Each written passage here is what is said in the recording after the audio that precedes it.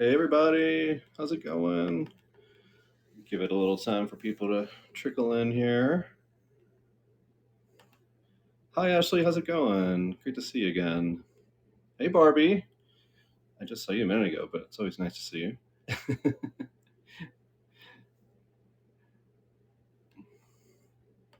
All right, I'm getting my software ready to go here. So we got some folks trickling in here. Hi. Well, we're going to be talking about holistic locational astrology again. I'm kind of a broken record on that, that's my thing. So we're going to be helping people figure some things out, hopefully, about where they live or where they might want to live or kind of different things like that. So we do take people just sort of from the audience here. Let me actually hit record on my phone thing real quick. I'll be right with you guys. Hang on a sec.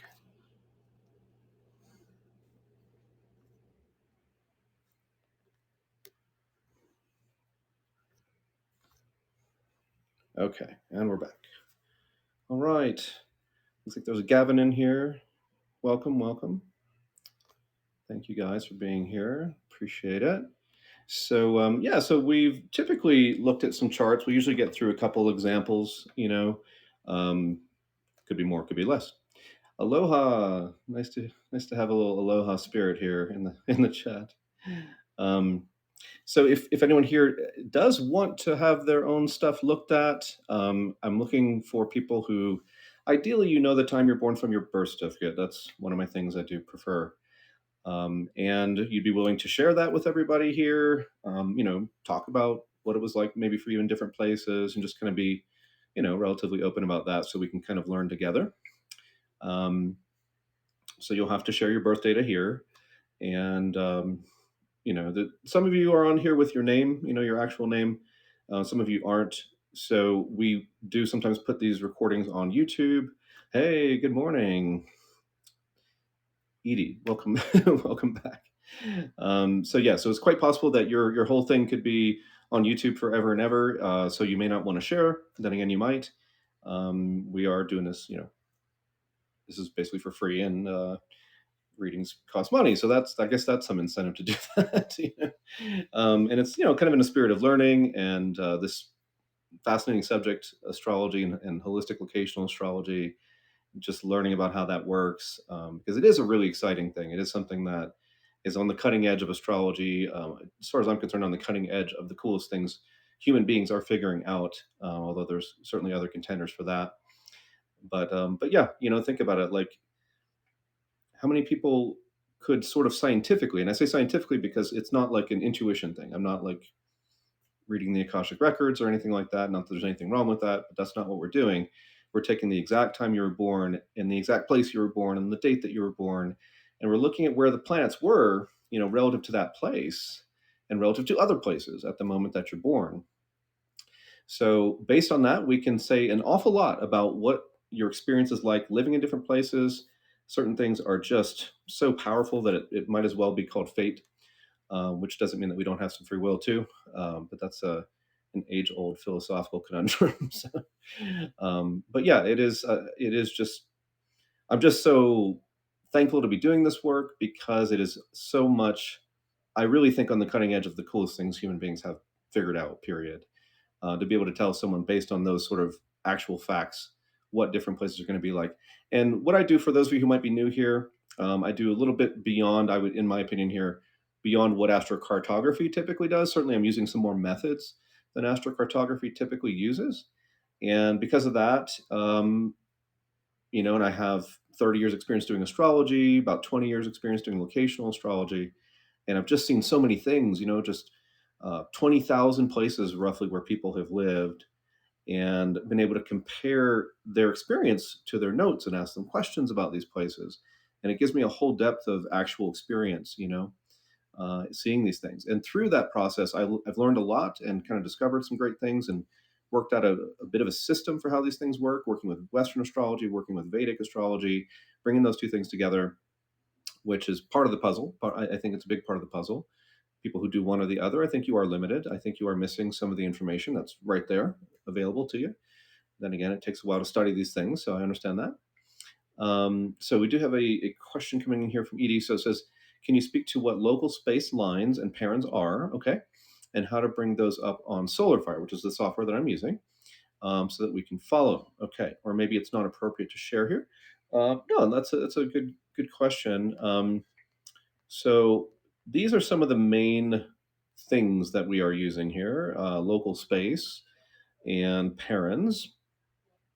A lot of my research is in the area of the relocated chart, but I use the local space lines and the parents all the time too. So I'm constantly researching those things also and finding out, how they seem to operate. So yeah, so Edie has sounds like she has solar fire, right? So you can through Solar Fire. It's just one of the, there's more than one astrology software out there, but it's one of them, and it's the one I've been using forever. And I'm an old dog, so it's hard to learn new tricks. So I just keep using it. I think it's quite powerful and does a lot for you. So there's a little program within this Solar Fire software called Solar Maps. It comes free with the program. If anyone out there is interested in getting that software, you can reach out to me. I'm like a reseller for them, so you can kind of get it through me, and I get a cut of it if you want to do that.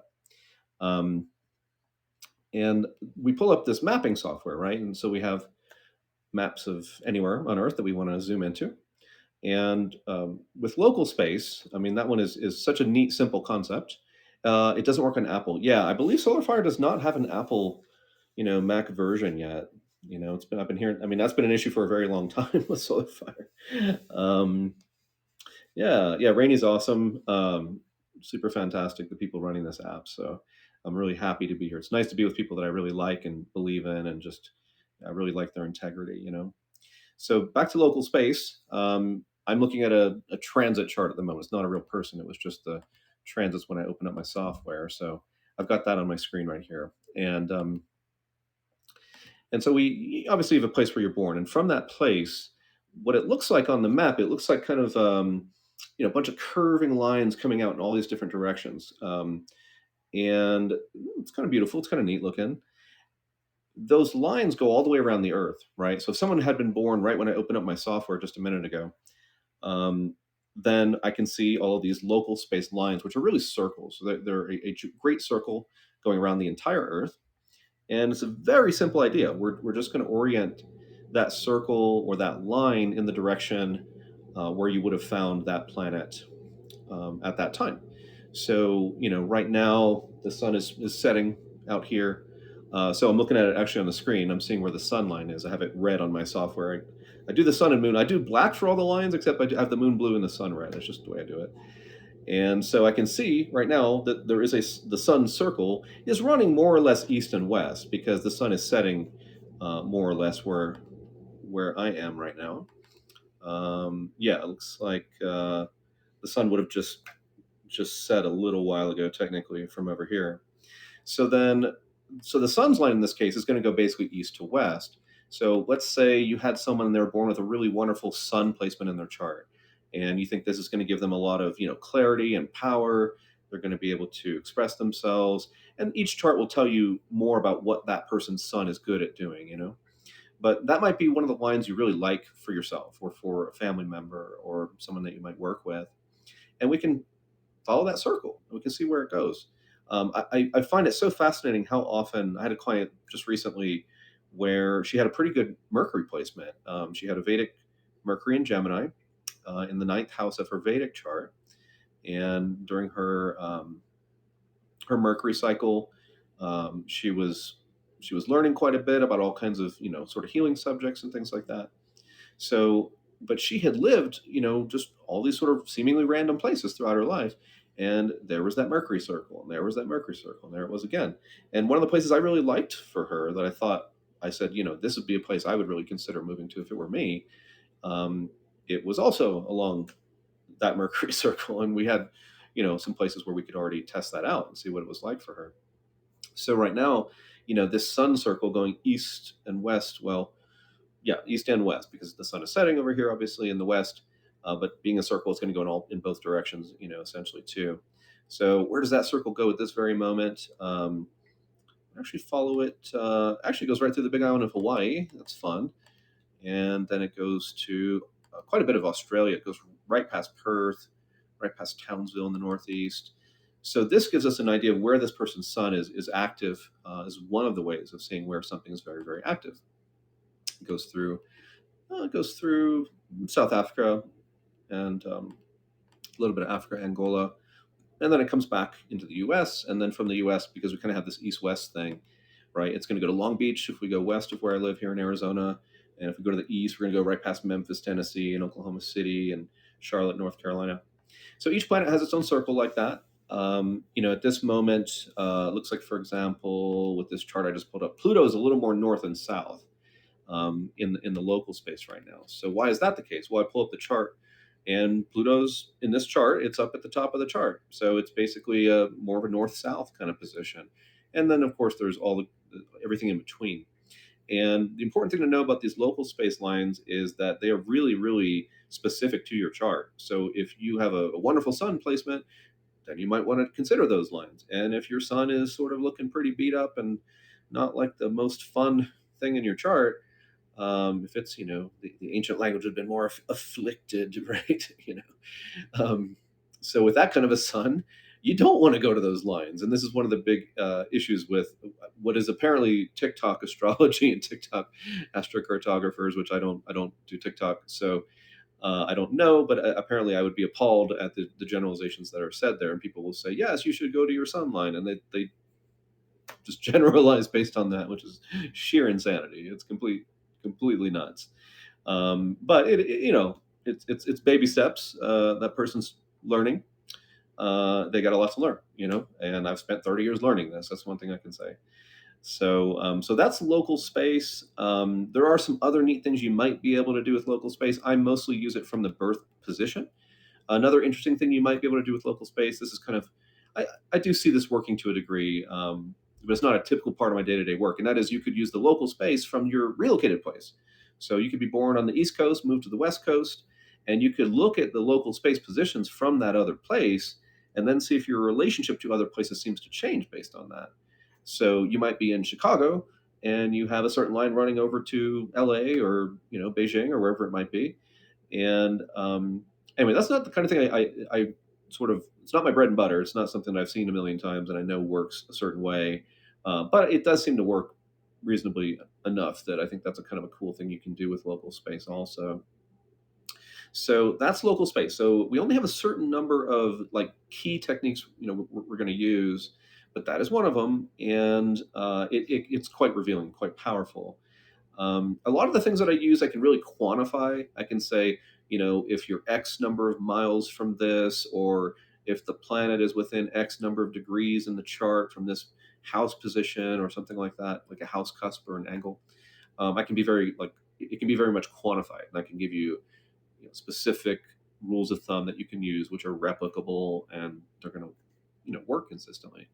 Local space is doesn't quite. I mean, you could do something like that with it, but it's, my software doesn't exactly do that. Maybe someday the software will do that. Um, it works a little differently. You kind of have to eyeball it, which doesn't sound very scientific, but um, you kind of zoom out and you look at where all these lines are, and you go, well, okay, that place is really close to that line, or this one goes right through that place. So there's always a degree of, the closer things are, the more powerful they are. The further you are from it, the less powerful or non-existent, as an influence. So like this chart I'm looking at right now, the moon line goes up and it kind of hits like the northeast corner of North Dakota. But let's say you want to go to Fargo, North Dakota, which is down more. I guess that is in these kind of more toward the southeast of it.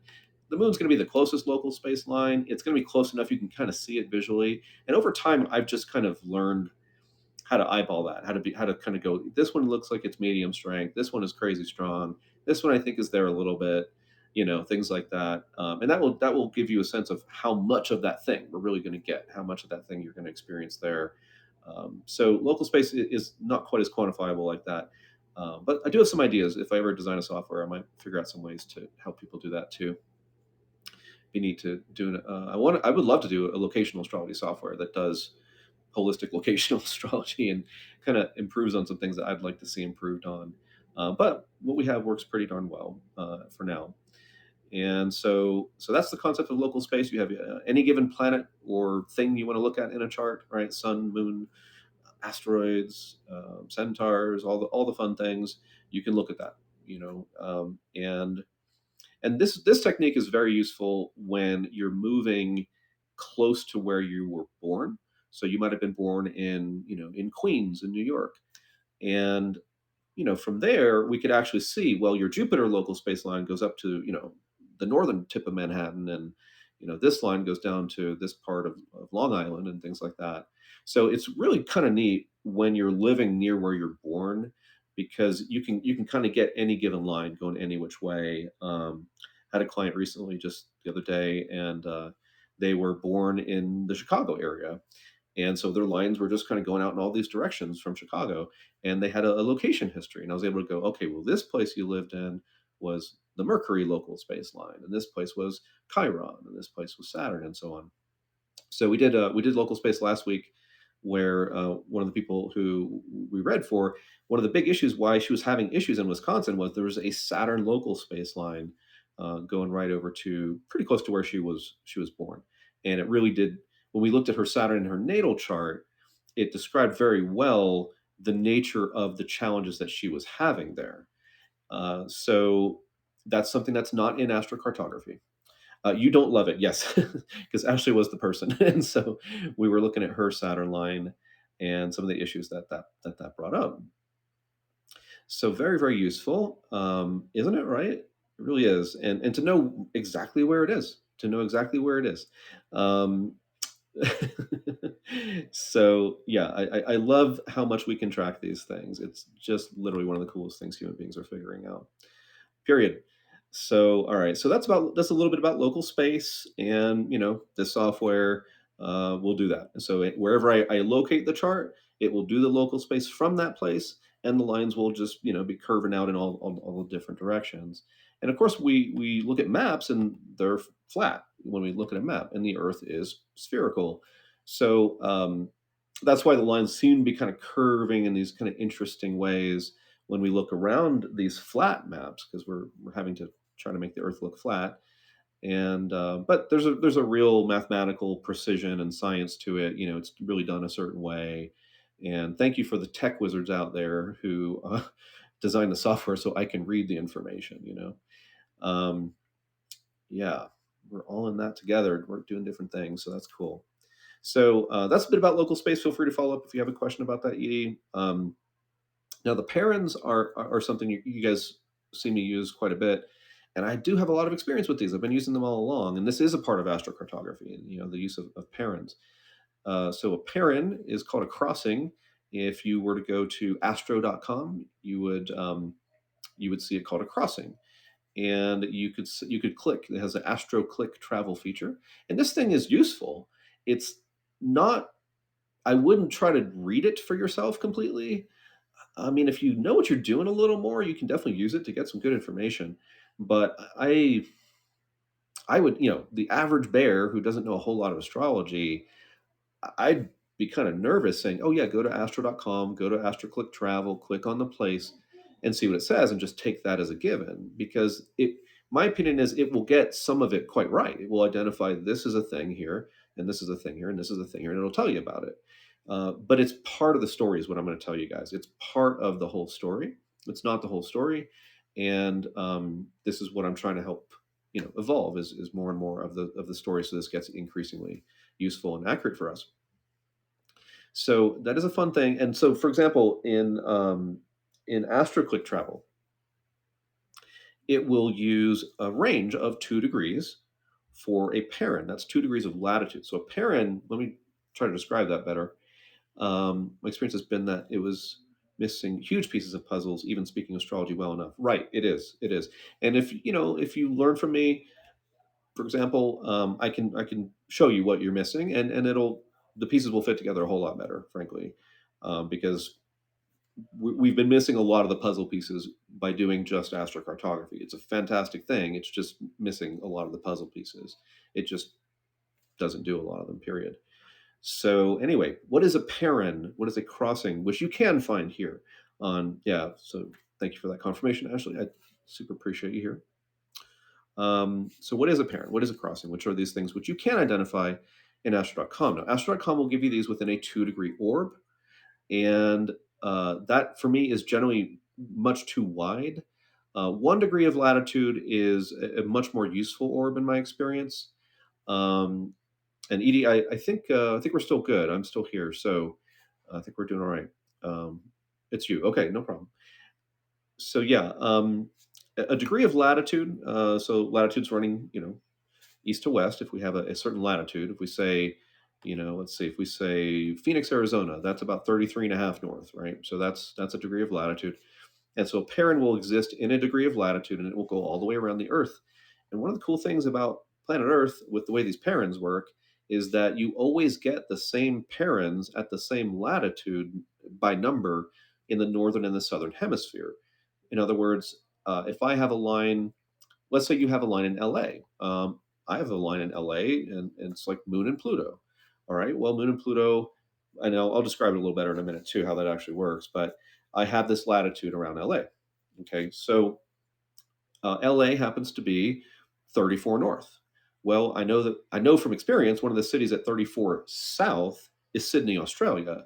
So if you have great parents in Los Angeles, you're going to have great parents in Sydney, Australia. So that's kind of fun. Um, and all right, so what is that exactly? So astrocartography, we'll go back to some of the basics here. We're going to look at where the planets are rising and setting, and culminating and anti-culminating. So culminating is it's getting as high as it can get in your local sky that day. So imagine the sun at high noon, the highest it's going to get that day. That moment, the sun is conjunct the midheaven of that place. Okay, so that is essentially we're going to call that culminating. It is literally, in the case of what culminating literally means, it is literally how high it gets, and when is it at its highest point. So anti-culminating then is the reverse of that. So that if you have, let's say, I have, for example, around Chicago. Let me pull mine up so I actually make sure I get all this quite right. Um, I have a new laptop that I'm using here, which I'm very thankful for, and I don't even have my own chart in it yet. So I'm literally just putting in my own chart right now. There it is. Okay. I'll save that one later. But anyway, so yeah, you pull up my map. We'll switch over to that, and you'll see the sun at the midheaven culminating in places like New Orleans. It's quite close to New Orleans. It's quite close, therefore, to Chicago, St. Louis, Memphis, Tennessee. So when I was born in New Jersey, in the afternoon, the sun was actually at that culminating place over in these other places like Memphis and New Orleans and Chicago. So then on the other side of the earth, the exact other side of the earth, we're going to have my sun line that would be anti-culminating, which is sort of like saying it's as far below your feet as it could get. It's on the other, for the people on the other side of the earth, it's as high as it could be, right? So I don't know if you guys ever use any of the star apps, right, to see the stars and constellations and identify the planets and stars. Those are super fun. If you don't have one of those on your phone, they're incredible. And when you use those, you can really see when the planets are below your horizon, when they're like not above your horizon, when they are below. Those are fun to look under you. Exactly, right? That's one of the neatest things about it. Is like, oh, the sun is like sort of down there somewhere. Like you can't see it. It's not as it's at nighttime. The sun's below you somewhere. Effectively, from your point of view, it looks like that. Um, and those apps will actually show you exactly kind of where it is and what direction and how far it is and so on. So yeah, so that's culminating and anti-culminating. Okay, so now we're talking about astrocartography lines. We're talking about culminating, anti-culminating, and rising and setting. Rising and setting, I think you could probably, make sense out of, right? This when the sun is exactly there rising, or the moon is rising, or Mars, or whatever. There it is. So a little finer point there is that there are two ways to do this. The parents are going to use one of these methods, and that is what I just described, which is the astrocartography method that Jim Lewis made famous, which is a brilliant thing that he did. So there's also we can also consider these positions zodiacally, or in zodiacal longitude, which basically means in the zodiac, where we say, something's at 5 degrees Leo or whatever. So when we do that, it is actually slightly different for all of the bodies except for the sun. The sun is always going to be the same when you do it these two different ways because it kind of defines everything, like the ecliptic. But other bodies can be a little bit kind of above or below the plane of the sun, right? So imagine you have an old-fashioned LP, a record, right? And you have different grooves because you've got space between each song, so you can get a little silence between each song. So that's kind of like the planets, right? They're going around the center of the record. But in reality, only the sun is just going to be flat like that. Everything else is like maybe a little bit above or a little bit below. That's called celestial latitude. So Pluto is usually the biggest culprit on that. His angle to the ecliptic. So the ecliptic is if you look at the sun and you watch the sun's path throughout the day, that is the ecliptic. That's where the zodiac happens. That's basically what the planets are going to follow. But they're not going to follow it at a perfectly flat, in a perfectly flat way. Most of the time, they're going to be a little bit above or below. Some of them don't move a whole lot. Some of them are barely above or below, but they could be barely above or below. So if they are, they have a little celestial latitude. And therefore, where it actually rises is a little different from where its degree in the zodiac rises, which is kind of neat. So that means that with a planet like Pluto, which can be really have a lot of celestial latitude, really be at a different angle, right? So the angle of the sun could be like this, but Pluto's, kind of coming in something like that. Then where Pluto's actually rising is very different than where its degree in the zodiac is rising. So that doesn't make sense. It's not that big of a deal. But that's the method I default to when I look at the maps, because that one is very much going to show you the positions in the relocated chart. And I work with the relocated chart a lot. So it's really useful for me to see things relative to the chart. But you have to look at both if you want to be accurate. And that's part of what the reality is in astrology. This is why, I call my thing holistic astrology, because I realize that having done this for almost 30 years, it's like you just have to be open to different perspectives if you want to understand it as well as you can. So always, there's a lot of times in astrology, it's like that. Like there's opposite things, like or two things. There's two ways to do a thing. Like you could look at the mean node calculation or the true node calculation. You could look at tropical zodiac or sidereal zodiac. There's a lot of things that we get like these two options quite often in astrology. And a lot of what people have tended to do over, I mean, in my experience with the main astrological community, having been around it for a long time, Eastern, Western, younger people, older people, been around the block for a little bit here, is that people want to find the one way to do things. I think it's because our minds they don't like not having just one answer, right? They don't like a little bit of that nuance and the gray and the complication of saying, well, it's like this and this. And we most people in astrology want to know it's this. I use this house system, I use this zodiac, I use this calculation for the nodes, I use this, day night, whatever with the part of fortune.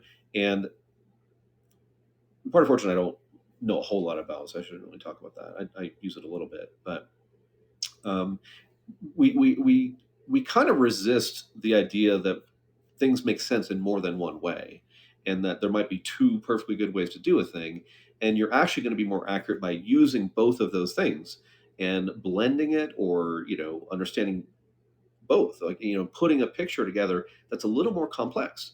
I think we like simple. We like just Placidus houses and this zodiac and these orbs for this and that, and it's easier for us because it's simpler. It doesn't mean it's more accurate.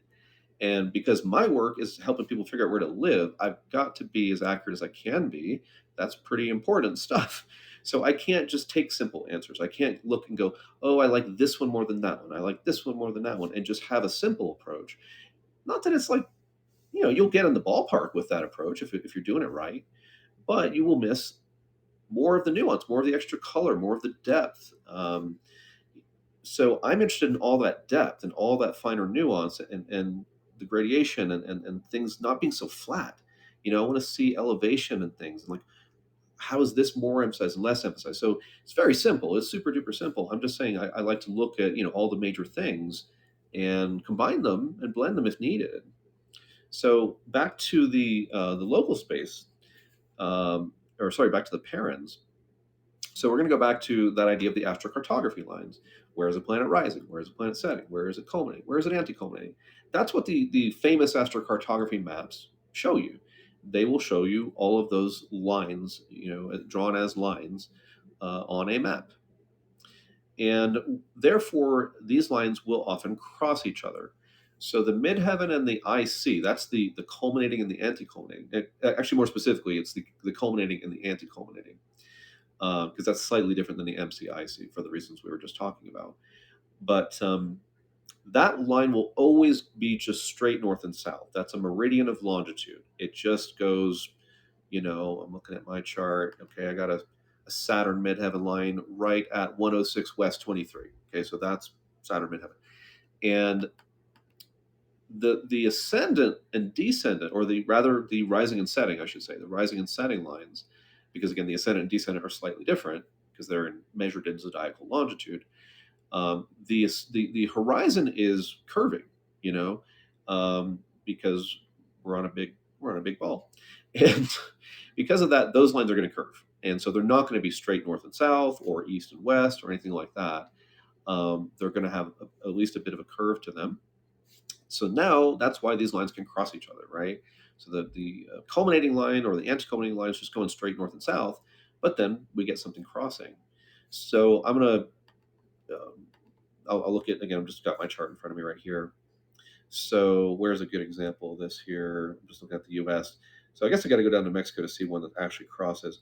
So then my Jupiter setting line is pretty close to my Saturn culminating line, and they go down and they actually end up crossing each other right at 24 North 38. Okay, so if I go to 24 North 38, I I go to a latitude where Jupiter was setting and Saturn was culminating when I was born at that very moment. Those two positions were happening simultaneously in this place. So if I had been born in that place, Jupiter would be exactly setting and Saturn would be exactly culminating. And then because there's that intersection of these two lines, now we have the point, and now it's a crossing that now we look at as a paran, which we can see in latitude. Thank you, Jim Lewis, for bringing this to our attention, because these are super duper useful. So you'll have a lot of times what I do when I work with couples, families, more than one person, essentially. One of the tricks that's a little bit quicker, it allows you a bit of a shortcut to try to figure these things out, is I look at the mutual latitudes for everybody, the parents for everybody. So I was looking the other day at a client, and she didn't have a lot of great parents to work with in the United States, but there was this one I really, really liked. And it was up at, I'm trying to think of the city, it was really right near, it was pretty close to like Taos, New Mexico, or Las Vegas, or Boone, North Carolina. And she had two lines that I liked a lot for her, and pretty much like a lot for everybody. And then another one that I liked for her a little more specifically. So I'm looking for something good for this person because she's had a lot of hard things in her life. And she's got a partner, right, that she's been married for almost 30 years. So we're looking at him, obviously, too. And I got to look and say, well, that might be the best parent in the world for you, the best latitude, or at least in my opinion. And yet, how is it for your partner? Because it's, in a way, it's a bit random. I mean, I think it's all meaningful. It's not really that random, um, but anyway, I got to look at his positions at that very same latitude. If I go to that latitude for him and it's an absolute crap show, well, I can't really recommend that to her if she's moving with him, right? If she's on her own, great. But yeah, I mean, you'd have to really have it in for your partner to go to a place where it's like the best in the world for you and absolutely terrible for him. That's not real smart. So I worked with a family recently. These are always fun, where you have a mom and a dad and three kids. And it gets really, really hard. And so the one place I was able to recommend the most was a spot where I liked it for all of them, and yet one of the kids had a line that I had to be honest in, and I'm like, well, I wouldn't normally recommend this. I think here's where it could present some challenges. And yet we had to find somewhere. We had to find somewhere in the continental US, and that was the best I could do. And so we try to talk about, well, what can we do to try to make this a bit better for your youngest child, who would have had that influence there. And this is heavy, serious, major stuff. I mean, this is our whole lives reflected through the magic of astrology, really. And it's real. These are real issues that come up for us, and the astrology shows it very, very well. So, so with a couple or with a family, I might go through the latitudes in any given place that they're considering, like the United States or Europe, and we're going to try to figure out, are there some really good latitudes for you guys? Like, hey, this is a great latitude for you, and it's a pretty good one for him, or ideally, it's fantastic for everybody. And then now we have a lead. Now we can start on something. We can say, let's go through this whole latitude around the country, and we go, well, like what the one of the people I worked with recently, not a family, it was a couple. Um, there was a great set of lines for her that were kind of close to Sacramento, and then we go, okay, well, where else is at that same latitude as Sacramento? And so next thing you know, we're talking about Kentucky, we're talking about certain southern Colorado, and so on and so forth. So it's a really useful way once you understand how the parents work, which is another whole ball of wax. But once you figure that out, you can, especially with multiple people, you can really just look very, very plainly, very quickly, and see how that looks. And yeah, and there's a lot to look at. But I have missed quite a bit of the chat, so I'm going to scroll back up here and see what we got. All right. I often ask myself, Rainey says, where is my home? And I haven't gotten to work with you yet, Rainey, but who knows if it'll be today or a different day. But yeah, I'm looking forward to sharing some things with you, about what I can see on that. Oh, okay. So Ashley's saying she's read some interesting things about local space lines being as accurate on where your lines in your home are.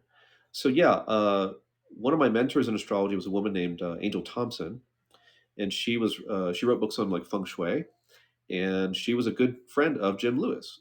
She actually, helped take over his kind of legacy after he passed, and she was a good friend. And so she did this. I had her fly out to Maui when I was living out there. She had the money to fly out, and she spoke to my little humble astrology group I had started out there, and she showed us this. And there is a way to get a. Let me see if I can figure it out in my solar fire here. You get this. It'll look like a circle, and it'll have lines going in different directions. And you can. What she would do is she would go to the middle of your house and then look at the directions for all the things, relative to that place. So, oh, I think it's called View Local Horizon Chart. Yeah. So if you have Solar Fire and you have solar maps, go into the chart drop down menu, and you hit View Local Horizon Chart.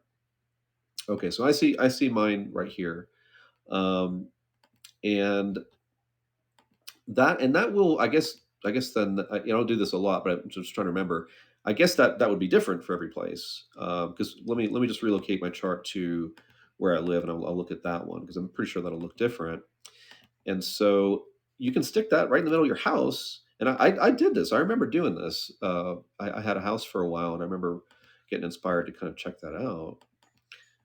Um, okay, so here we're going to put me in my current town. I live in Prescott, Arizona. I've been here for quite a while now, since 2002.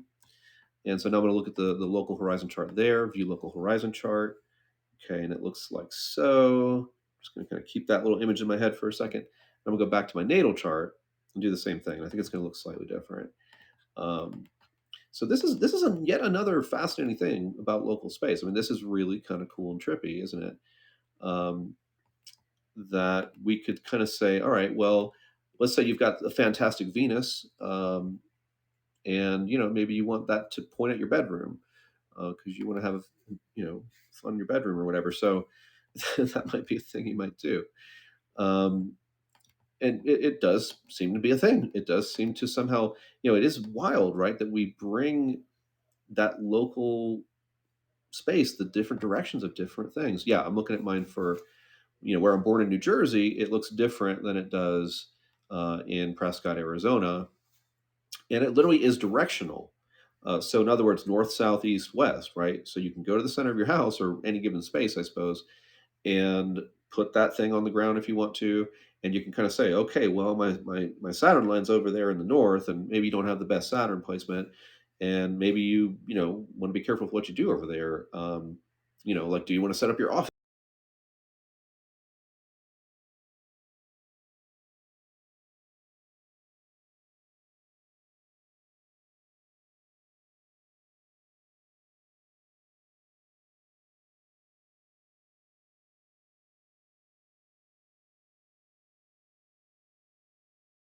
on something like your house? So that is pretty neat. That is pretty darn neat. And there's a lot of things you might do with that. I'm not terribly well versed in that. But I'm sure there's some remedial measures you might do. Let's say you're into feng shui. There's probably some cool stuff you could do in certain parts of your house where you might have not the best energy going. And I kind of remember looking at this, and I might be making this up, but from what I remember looking at many years ago, I remember like, oh, well, there's that pile of crap I always keep in the corner or whatever it was, something that was not the best part of the house.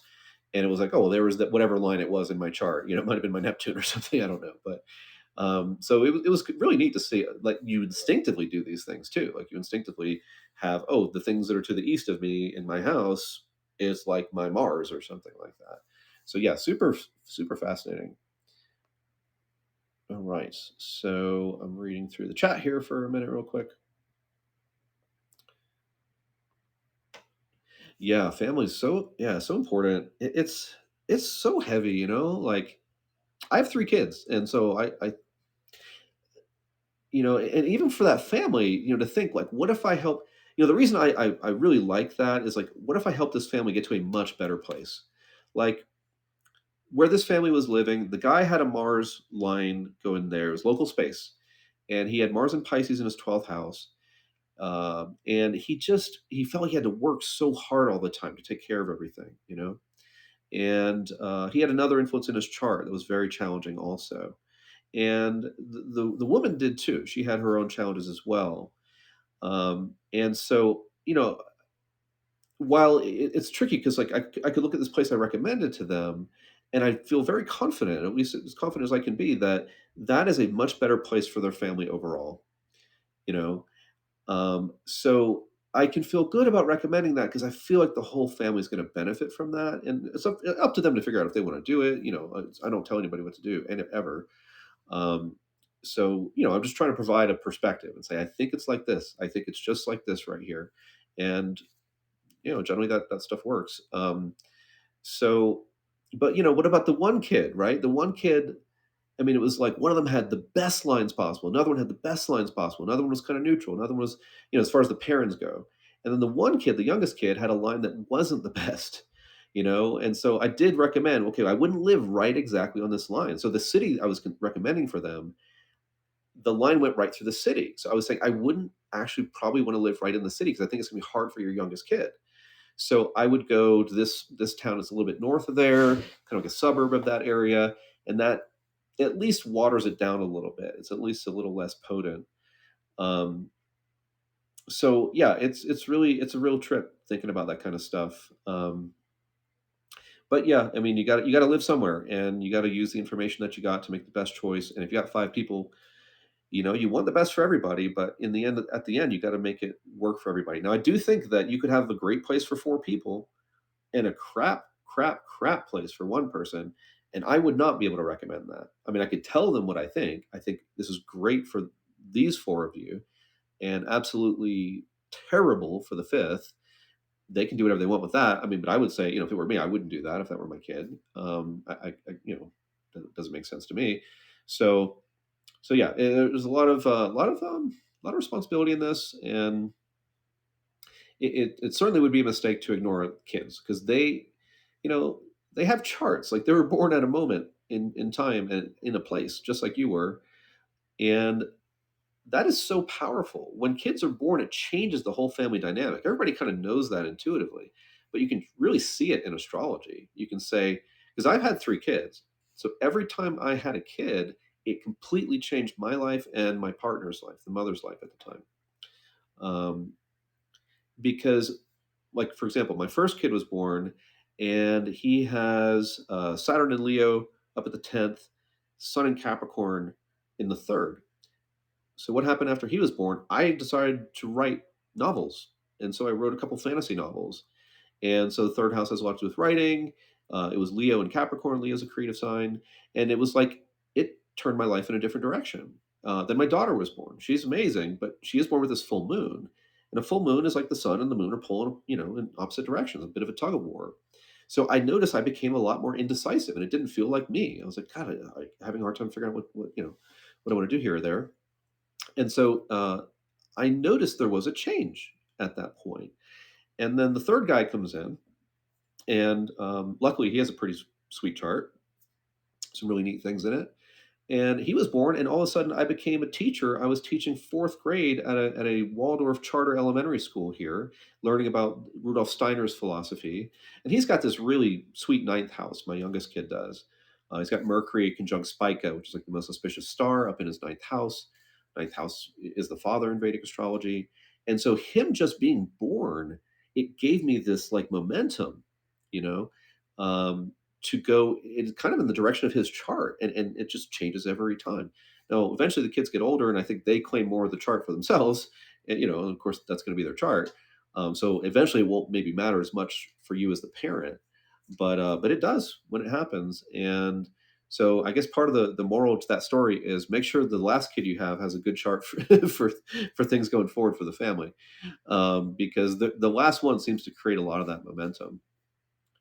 Okay, I can't wrap my brain around how this works. This is why I'm booking a whole family. Yeah. Well, Now we're gonna roll up our sleeves, Ashley, and get to work on the whole family business. And you've already said that your kids have some difficult charts with grand crosses and things like that.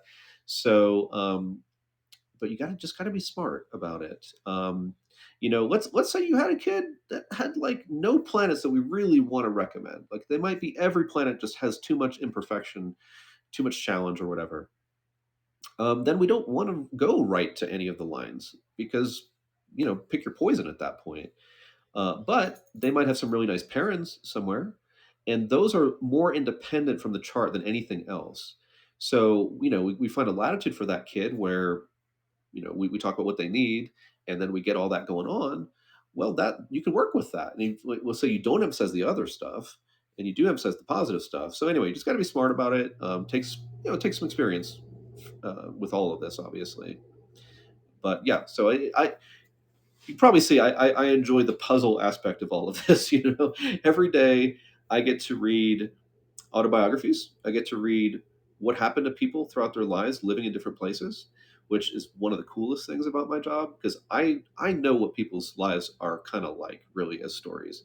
You meet people, they don't really tell you all the stuff, right? But people share these things with me because they want me to have some information so I can get calibrated to them and help them figure out the best places to be. So I get to, learn all kinds of things, and you see all sorts of patterns in people's lives. Um, and of course, people have different lives, but getting to go over that every day is a lot of fun. And I like biographies. I like people's stories, and so it's such an honor to like have someone share their life story with me. And then I get to say, well, I think if you really want to focus on your writing, I'd probably consider living in this place. And if you really want to, meet a partner, I think this place over here probably gives you your best shot, or at least from what I can see. And usually you're looking for well-rounded. You're looking. People want generally all the things. They want to be happy. They want money. They want friends. They want creativity. But different people certainly have different goals. Some people are really in a phase of life where they're super career-oriented, or money is the most important thing. Some people are really looking for that soulmate. Some people just don't really care about that whole thing. They want friends. They want a good community. They want to be creative and have some fun and stuff like that. So it's very much about figuring out what each person needs and wants, and then trying to work with that as well. So I get to read all these stories every day. I get to see what people's lives are really like, and that's just such an honor. It's one of the reasons I really love what I do. And then the other aspect is, I was saying, is just it's really a puzzle. It's really like, can we get this worked out just right? And sometimes it is like, here's the spot, and I think it's from this latitude to this latitude, within 15 miles of this, but you can't go west of that. And then, and I love just that fine tuning, which is really how this does work. Because every little every little step you take on the earth, I mean, it does change the picture ever so slightly.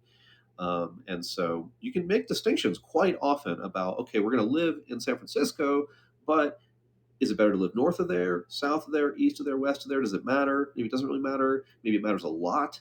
Maybe you have a terrible line in the south and a great line to the north. I would definitely want to go that way if it were me. So, yeah, I have such a cool job. Um, yeah, we all need some harmony. Amen. Yeah, it's a lot of people to look at, and I don't. Maybe I should, but I don't charge differently for individuals versus families or couples. I just on a day where I got a family, I just got to roll my sleeves up and know that it's going to be a lot of work. But I enjoy the puzzle. I really do. I kind of I like little games that challenge my mind and stuff like that. So it's just kind of another thing like that. But yeah, I just do the best I can with however many people you throw at me. And certainly it is easier to work with one person most of the time. If I'm working with just one person, it's so much simpler. You don't have to worry about someone else's chart messing up your story. We can really focus on what you want. We can really get just the right spot. And so yeah, that's easier.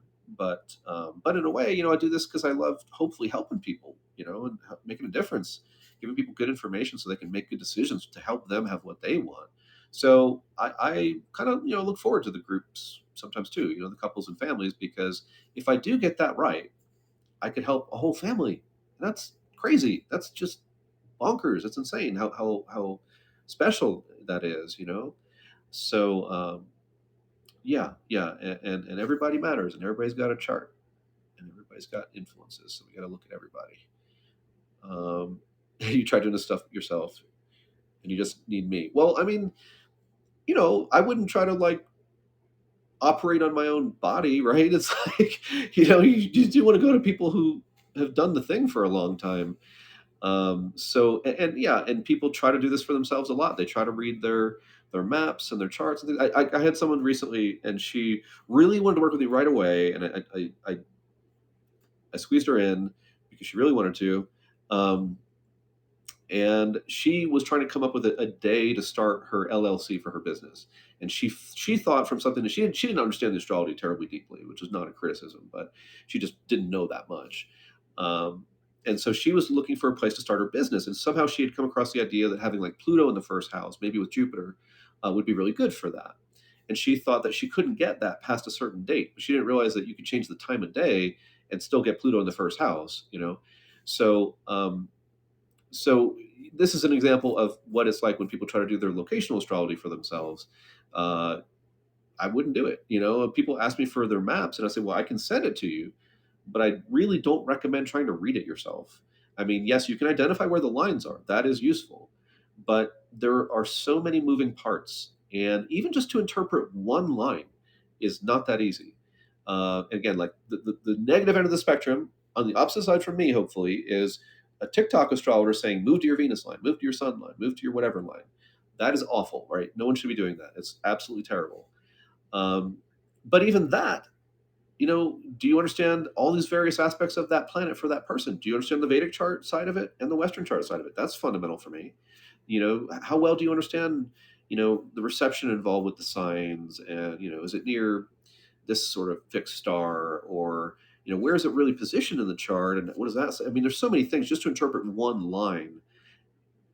You got to know a number of things for that, and it just no one should be able to do that walking off the street and pulling up a map. I mean, who this does take a little time.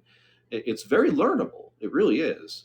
After a while, I don't want to call it simple, because it's still so complex, but some of it is kind of simple. I mean, it's like a lot of simple principles put together to where it does become really complex. But you break it down into the simple parts, and you can try to understand it. But yeah, the layman's approach, even I respect. There's astrologers who come to me who've been doing it for longer than I have. I've been doing this almost 30 years, and they're smart enough to know this isn't my specialty. This isn't what I've focused on my whole life. And if you try to read that for yourself, you'll get it kind of right. You'll know some stuff. You might even get it just right, but boy, I bet you there's some stuff you don't know, and it's really useful. So I I enjoy working with the astrologers, and they generally like find that like, oh yeah, wow, you did identify quite a few things I would have had no clue existed. So anyway, let's see, picked up a feng shui book and saw what looked exactly like a zodiac. Huh. Yeah, check out Angel Thompson. She has a book on feng shui, and I don't know if she brought astrology into that very much, but she had a nice, beautiful book on feng shui too. Um, let's see, I'm reading a thing from Vanessa here. Yeah, yeah, it can be pretty overwhelming. So she's saying, she looked into finding a better place after, someone kind of looked at her chart. Um, oh, sorry, you're talking about me. Okay. And you got overwhelmed trying to find somewhere nice for your partner and yourself. Yeah, yeah. And human relationships, they're not that simple. They're not that easy. So when you want that relationship piece to work, a lot of it is like avoiding the the problems, like dodging bullets. Um, So if you find charts where you don't see a lot of relationship problems and locational sort of stuff that doesn't show a lot of locational problems, that's a good start. Like that's the first thing I'm looking for, right? And then on top of that, maybe we get some really positive stuff on top of that. You know, um, One of these recent clients I had, she had the sun at the ninth house cusp in her natal chart. And there's certain ways I do the house cusps. I use equal house. I use porphyry. So, and she had lived in a number of places where the sun was there. So this is the couple I was referring to. And, in these places where the sun was at the ninth house, I'll say, usually this shows up where there's some good men in your life. There's a good guy, there's a good father, there's a good, whatever the case might be. And she was very much like, yeah, yeah, yeah. In these places, like, oh yeah, I lived here and I had some really great teachers that really inspired me. And then, she's been married for 28 years. And so, you know, her and her husband have lots of stress and lots of problems, but she says, yeah, he's a great guy. So, if you're working with a woman and you put the sun at the ninth house cusp, you're much more likely for that woman to meet a guy who's a good guy, who's more honest and more positive in various ways. So you try to put that puzzle together and you try to find the pieces that seem to just give you the picture that you want. Yeah, feng shui is fascinating. I know very little about it. Someone said they had their bed in a Saturn line and could not sleep, moved the bed to the Neptune line and slept very well. Very cool. Very, very cool. Um, reading all the comments here. Maybe that is my answer. We have been homeless for 6 months. Um, yeah. Well, if I'm happy to work with you. So we all the advisors here, we do readings. You can pay for the reading through the app. That's part of how they generate money. I want them to make a lot of money. I want to make a lot of money. I want to help a lot of people, right? So we are trying to build a positive thing here. So if you do get readings through the people here, it supports the whole thing that we're doing here. We are trying to bring some real astrology to the masses. Not the apparently garbage TikTok stuff. I'm sure there's some good astrologers on TikTok too, but apparently there's some that really don't know what they're talking about. So yeah, we're trying to create some real quality astrology. That's one of the reasons I'm so drawn to working with this app and being a part of it.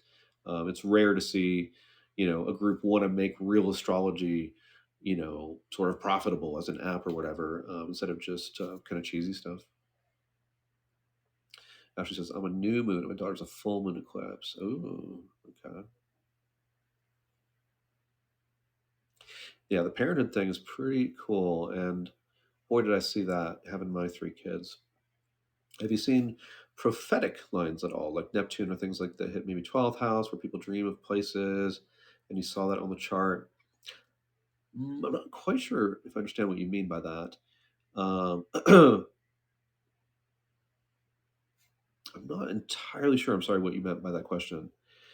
So, a question from Cindy. Welcome. How do you balance the astrology charts with the soul path versus free will and recommending a relocation for clients? I love these big questions. So, for example, what if there are soul lessons to learn and grow through being in a specific location? This is an awesome question, and this is the one that is above my pay grade in the end. Like it's beyond me, because the issue is people come to you like and as egos, right? We all have our egos, and our egos want stuff. We're all little egos, so people come to you and they want money and they want friends, they want love, and they want all the things that they want. which are pretty universal, pretty standard, not in every case, but pretty much. And and that's what you want. And you're paying me money to tell you the places that give you what you want. I'm great. I'll share what I can with you, and hope that that benefits you. But there is this deep question being asked here, right? And let's see if I can get this back up. Right. Okay, good. So, for example, she says, "What if there are soul lessons to learn and grow through by being in a specific location?" Yeah, so I think the soul probably wants very different things than what the ego wants. I think in a lot of times the soul probably seeks out more challenging experiences or wants those more challenging experiences to push us into different avenues of sort of growth and dealing with different issues. And if I go to a person and say, "Oh, well, here's a place where you're going to have a pretty crappy relationship, but it's going to transform your life, and the rest of your life will be a lot better," you're not going to do it because you don't want to go have the crappy relationship. So it's really hard because we're egos talking about this, and I'm trying to keep the soul's perspective in mind in a way. And because of that, I treat it like when someone comes to me, they're at that point in their life where they want to know more of what is there for them. What is available to them, what isn't available to them. Before that point, before they've been exposed to locational astrology, they've been following their instincts to move various places for various reasons, and maybe some of those places were quite challenging, right? And they learned certain lessons through that. um, it was what it was. I can only assume it was what it needed to be. Your soul gravitated to that place and had that experience. And I mean, that's my slight optimism, but I think, yeah, well, okay, that was meant to be. You were meant to deal with that or that thing. Um, on some level, it's like that, I think, and yet now we're looking at what's possible. And again, the ego will say, "I'm tired of all the hard stuff. I'm tired of all the struggle. I'm tired of doing all the personal growth.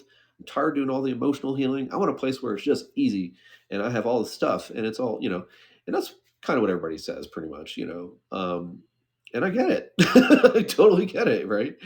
uh so so I don't know. For some reason, you're coming to me today, and this is the point where I can tell you, well, I think this place is brutal as hell, and this place is brutal as hell, and this place is pretty amazing, and then I can just share what I know, and it's just very much like I see the thing, I report the thing, and it's your life. Do what you want with that information. I sincerely hope it helps you. Obviously, so yeah, there's a big question there, and it is a little above my pay grade because I don't know what you need. I don't know what's best for you. I don't know what your soul wants, if you will. But I can tell you, hey, if you live here, it's going to be a really heavy vibe quite often, and you're always going to be kind of processing your heavy stuff, and maybe that's what you need. You'll see, you'll watch certain people. Let's say they've had a difficult life, which so many more people have had very difficult lives than you would think. When you really read people's stories, the things that people go through, man, it just breaks your heart, and it amazes you, like what people endure, what they recover from, all that. So, um, but maybe they've lived four places in their life, and each place was heavy, heavy, heavy.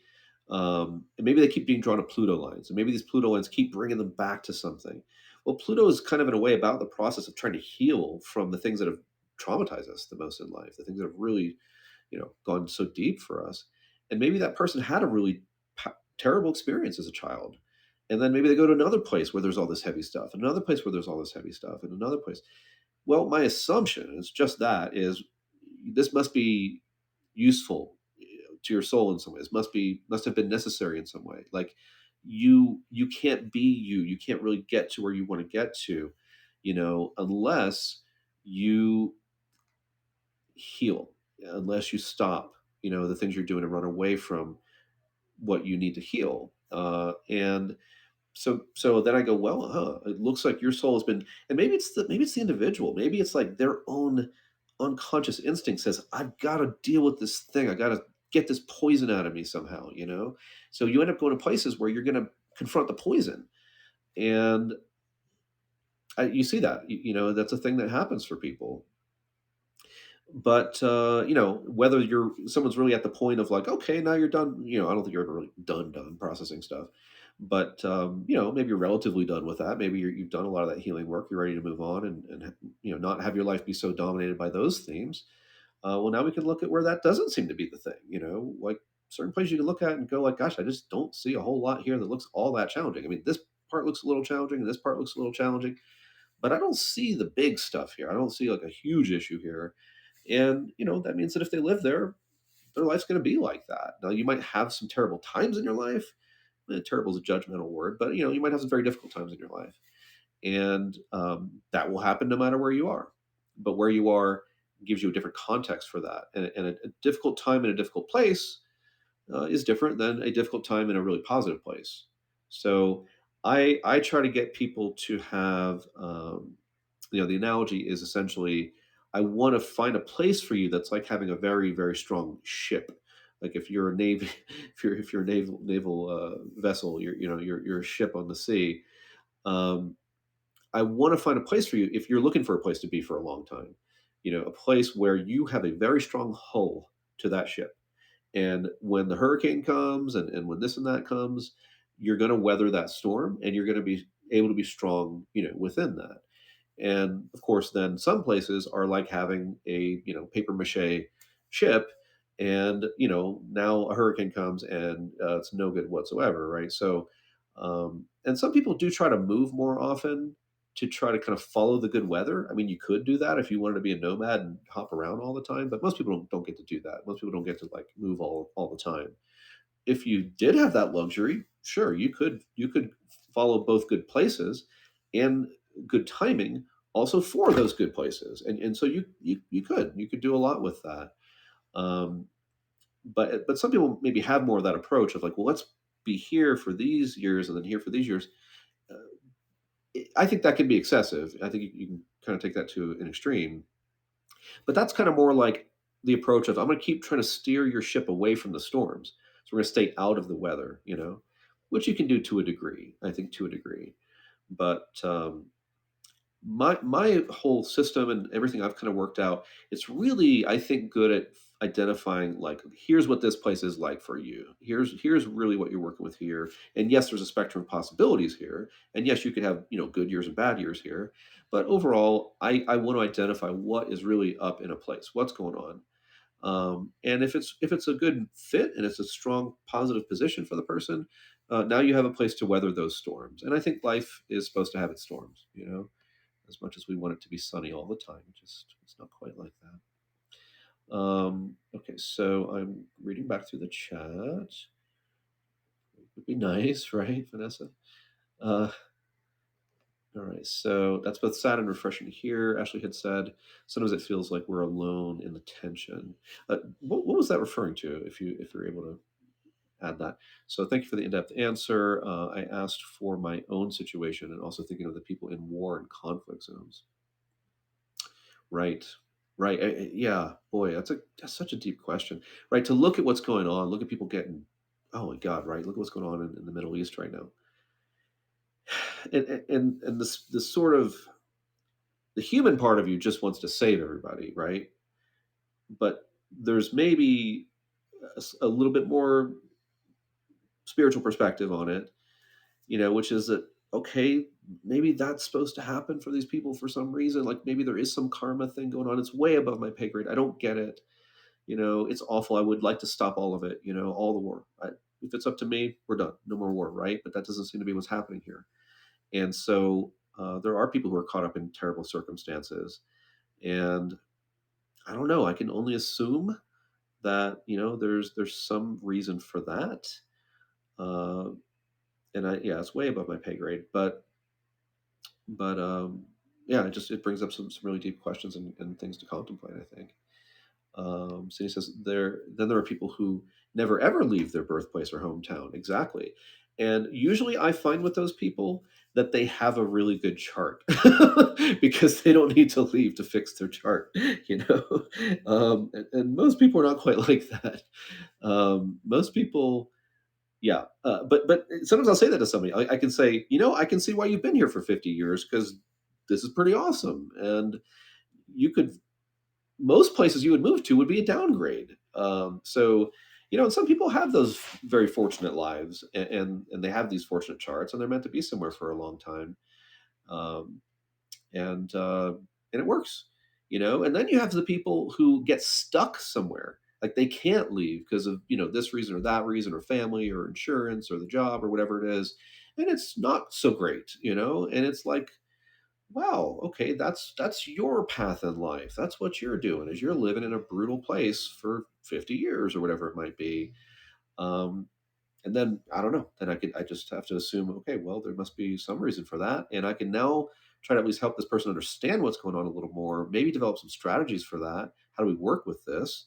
That's a lot of it. Okay, well, life isn't perfect, so how do we have a strategy for working with the imperfection? How do we accept some of the imperfection? Maybe and kind of accept that sometimes. um, it's all, I just love how individualized this is, right? Because everybody I work with has their own needs and goals and history and family situations and all the things. And I really like trying to make that very, very individual and try to think about it from their point of view. Some guys come to me. I mean, I work more with women or couples probably than men, but plenty of men come to me too. But a lot of times the younger guys, they're like, where can I go find all the hot chicks? It's like, okay, that's what we're doing today. We're going to help this guy get laid. Apparently, it's not that normal, but people want what they want, right? So, you come to me and you say, you want to know where certain things are. I can try to identify that. All right.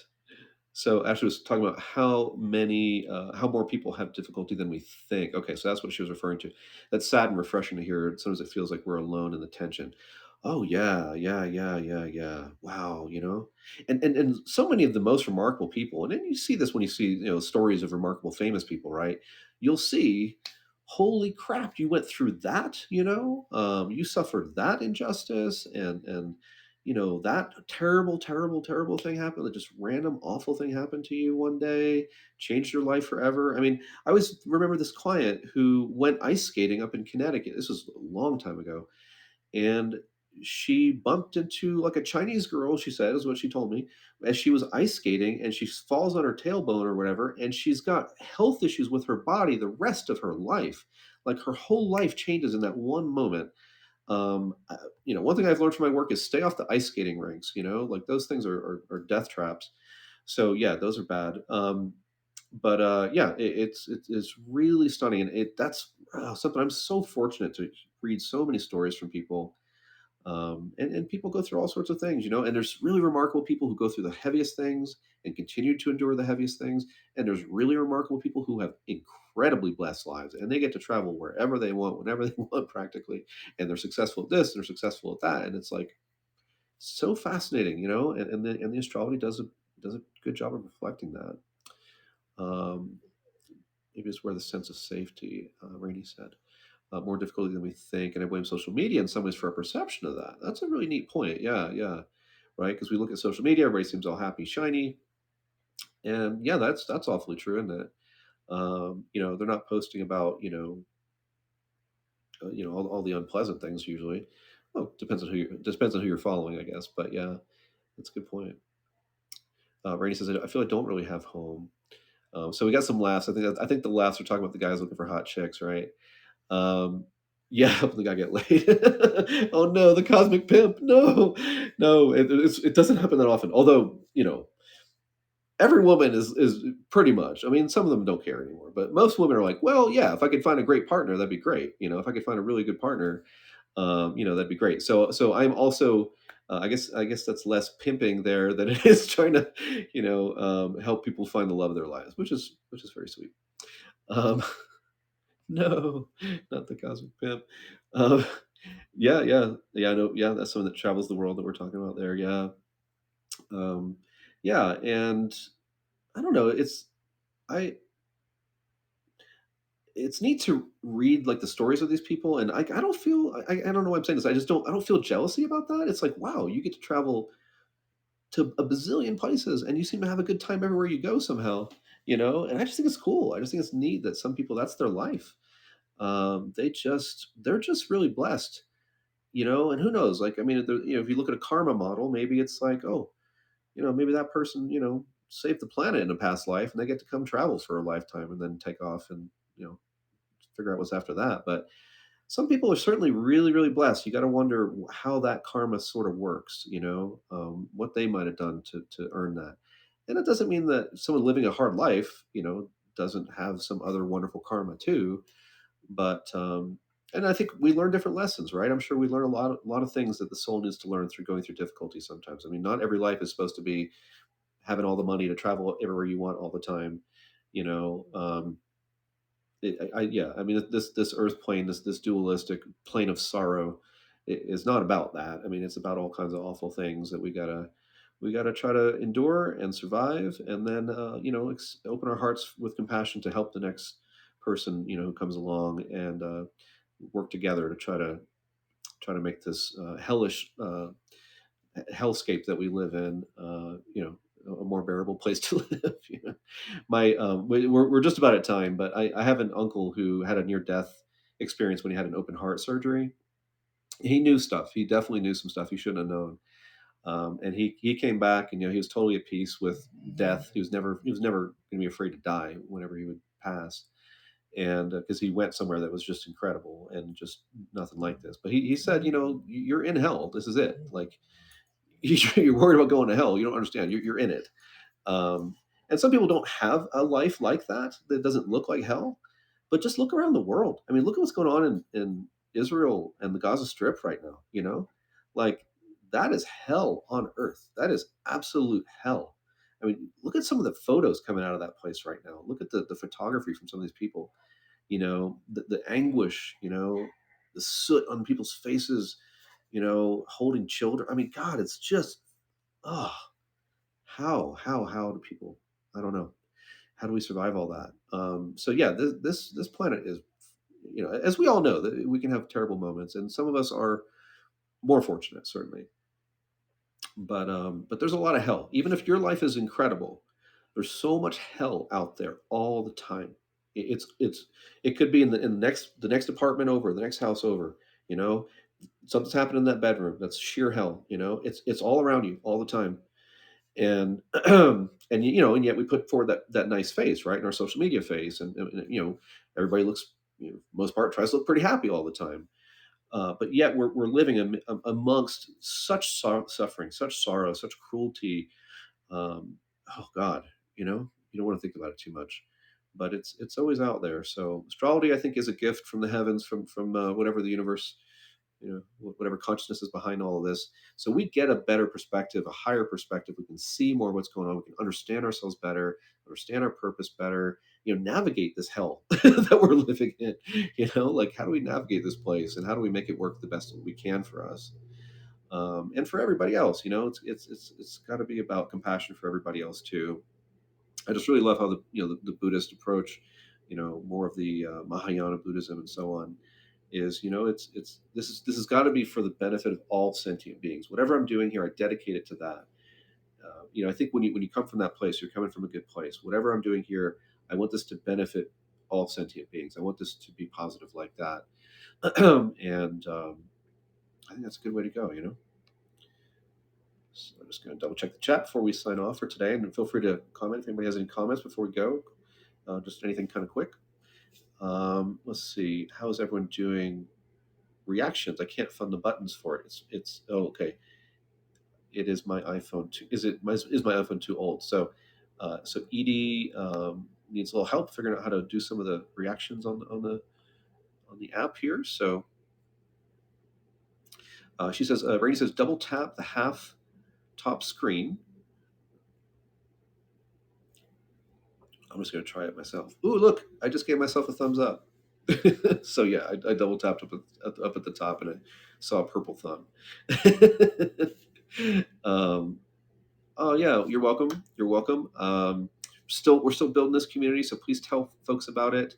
I was going to send out a big email newsletter, didn't get to it this week. I sincerely hope to do that by next week. Actually, I'm quite sure. I think I will, because I got other stuff I got to announce too. So hopefully we'll be bringing more and more people in, just building a community here, and it's fun to hang out and talk about all this stuff. And we didn't do a reading tonight. That was just the flow.